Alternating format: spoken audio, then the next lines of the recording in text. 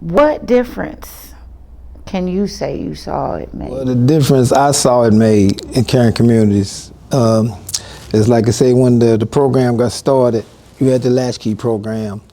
That because daycares back then, it was hard for parents to get their kids to daycare and they'd be taken care of. How does So, latchkey work? so latchkey was a perfect thing because they can bring their kids to school, they can drop them off, go to work. Then when the evening time comes to 6 o'clock in the evening, a lot of times the parents couldn't make it back there at about 6 o'clock. So they would come over to the gym where I was at, taking care of them. Then when everybody had to leave, even when she had to leave, I would still have some of the latchkey kids, but then when it got to a certain time, I would take them to her house. I told her I'm on my way. It was no problem because she knew that the parents knew that she was gonna take care of them.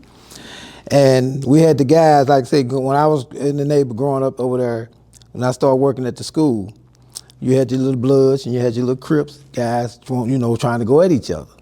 But see, y'all still working, y'all in the gym with me. So I told them, I said, all this going on, but I said, but you still gotta communicate with each other. We gotta be here as a team. Because I coached basketball, I coached softball, I did all that. So I said, we still gotta be a team.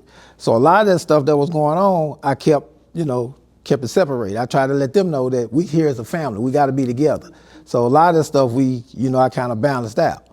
And then once everything got to going, like I say, it got to a point where things had got to a point where the kids had to go home. Mr. White, he used to have us certain guys on each corner, making sure the kids got to their destination. And like I was telling all the guys, they would call themselves Bloods and Crips, I said, now when y'all get through, come on, we finna go back to the gym.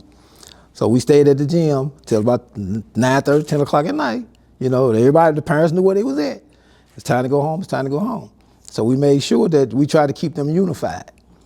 Some kids gonna go their own direction no matter what. But the base of most of the kids, we did keep unified, and put them on a respect level. You have to respect your elders. So if somebody say something to you, even though you don't agree with it, be yes ma'am, and let it go. I don't want you to be yapping back at them, And so that's the thing, like with Mr. Wahi, it was certain things that I couldn't handle. I would go directly to him. I said, look, so he'll let me know, okay, well, this is how we're gonna do it. We'll bring them in, we'll talk to them, we'll go that direction. So it was just a thing in the neighborhood that we had to try to keep us unified as a community, and that's something that he did bring to the community. We take care of our peoples. Whatever needs to be done, we do it. And like Stoney say, if it's a problem and I can't handle it, then I'll call Stoney and then we'll try to work out and see what we can get done. That's what we do for our peoples in our community.